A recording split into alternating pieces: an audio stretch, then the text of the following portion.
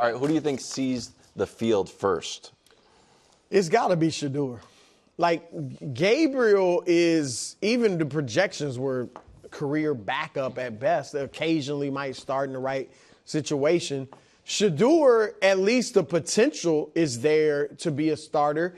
And virtually everyone going into the draft believed that. And now, obviously, when he fell in the draft, that's for question. But I think Shedeur is just better than Dillon Gabriel.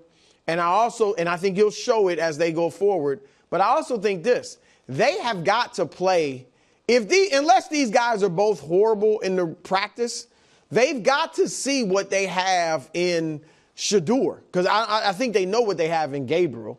And I think, because remember, they'll be in position to draft a quarterback next year.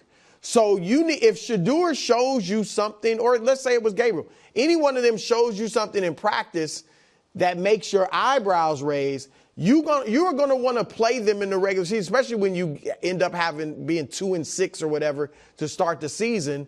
Then you throw one of the young boys out there and see if you have something that you can build around, or do you need to draft another quarterback next year? And I think the guy will be Shedeur that they play. So I think it's important that when we talk about this, and I try to do this, we acknowledge the Browns valued Gabriel more. Yes. The Browns took him in the third round. They took Shedeur in the fifth round. With that said and acknowledged, it is a big problem for Shedeur if the answer to this question isn't him. Because neither one of these guys is going to break camp the starter. It's going to be one of the veterans, right? And so if Shedeur wants a chance, if there is going to be a chance for Shedeur to prove his believers right, to prove his father right, prove himself right, all of that, right now his singular battle is move ahead of Gabriel on the depth chart. And I think that, to me, even though I was not nearly as high on Shedeur as some people were, and I wasn't as high on Shedeur as Brew was, I think that's very realistic.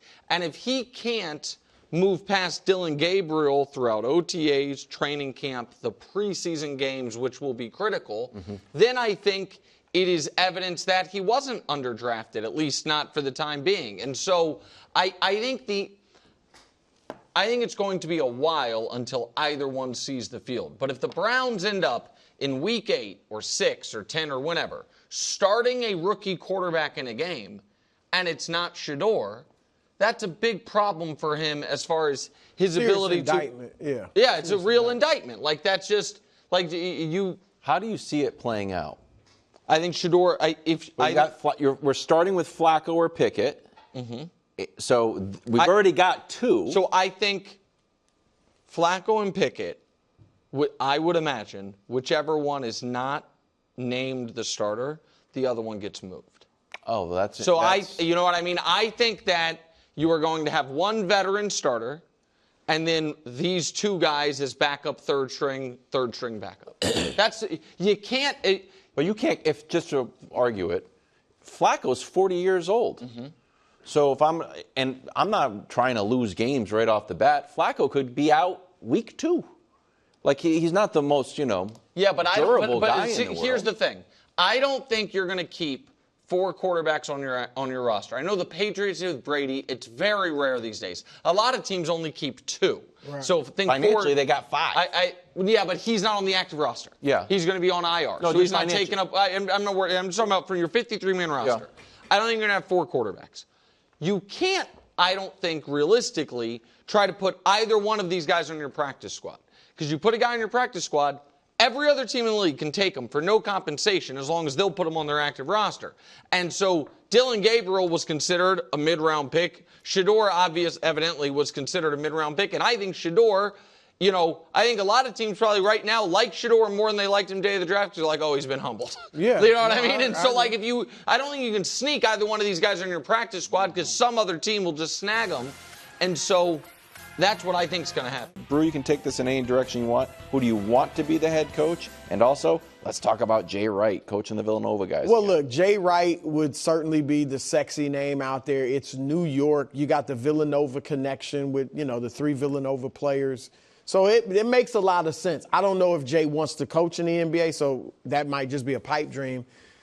and it's not so much me wanting somebody. I mean, I don't really want somebody for the job. But to me, what does make sense, and looking just the history of watching the league, covering the league, typically when you fire a coach, you go in the direction of a coach that's a different temperament. So if you have a player's coach that the players kind of started walking all over, you go with a tough guy coach. If you have a tough guy coach, you go with a player's coach. Tibbs is a tough, hard-nosed So there's bad news for Michael Malone. Yeah, I mean, because Michael Malone's name will and should be out there. He's a very good coach, but he's similar, at least in temperament, as Tibbs. So I don't know if he'll get it. Johnny Bryant makes sense to me, and I know a lot of people probably don't even know who he is. He's an associate head coach with the Cavs. They just had a phenomenal season. He's a finalist for the Suns head coaching job, and he was assistant coach with the Knicks for 4 years under Tibbs. So that part to me works against him. I don't think so, because he's a different style of coach than Tibbs. Like I have said it. Now, Leon Rose might feel differently. If I'm running the Knicks, I'm looking for two things. I want more ball and player movement in my offense, and I want more depth. The Cavs had all of that this year and overachieved, at least in the regular season.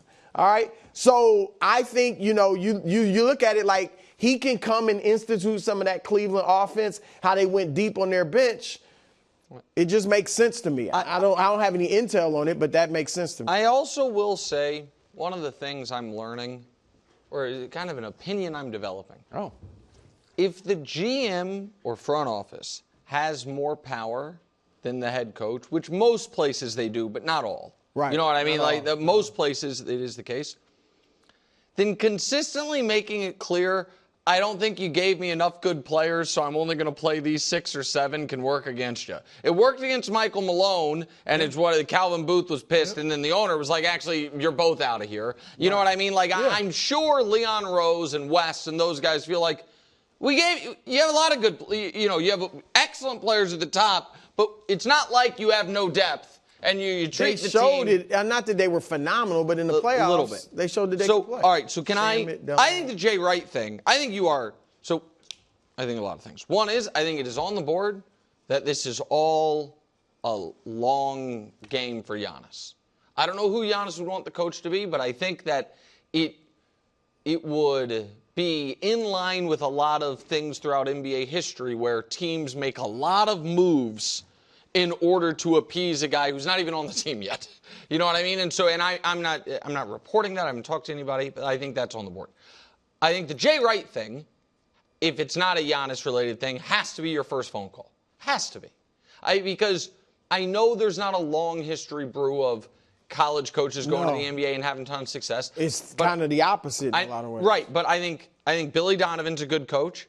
I think Quinn Snyder's a good coach. You know what I mean? Those are two guys that went college to pros.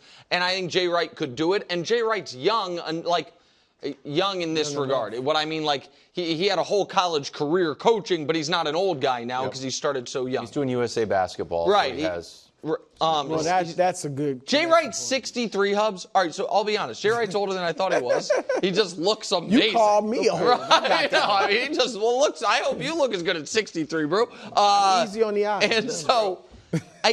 Just another name that it feels like used to always be bandied about, but now isn't as much. Sam Cassell. Yeah. Like, isn't Cassell, it felt like Cassell was like next man up. Like Cassell, we heard Chauncey's name somewhat often, and then he got a gig. So I wonder if Sam Cassell, and I can't act like I know what type of coach Sam Cassell would be. I don't know. But I know Missoula loves him on the staff. Yeah. I think if you look, and again, I'm not pushing Johnny Bryant. I couldn't care less if he gets the job or not. But look at a lot of the successful coaches. Mark Daigneault is proven to be great, right? No-name assistant that people didn't know of. Joe Mazzulla, no-name assistant nobody really knew of. I'm just saying, Kenny Atkinson, when he went to the Nets, and then he got, he was in that realm. Like, it's a copycat league, and will the Knicks look? Now, Rick Carlisle's a veteran who's been great, and he obviously has done a great job this year. But I'm just wondering if they look David Adelman now in Denver. Do they say, these young hot assistants? I wonder, you said something about Leon Rose and Wes. I don't know if this was a Leon Rose call. I think we're assuming it's a Leon Rose call and not a I think it might be a Dolan. Yeah. Why would Dolan know? Want him out. Yeah. I don't know. Dolan, But Dolan has fired coaches before, hired coaches before. Dolan will fall in love with guys and put them on the bench. I know we're acting like all of a sudden that the stability that Leon's Leon and tenure, Wes have brought, yeah. yes, has been solid. But Dolan was known to meddle, and I'm not ruling out a lot of just names that you consider wild cards. I don't believe it's Dolan. Like, Dolan to me is looking at the success.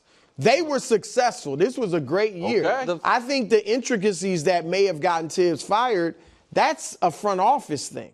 Thanks for watching. Subscribe here to get more from the show and to check out clips from other shows on FS1.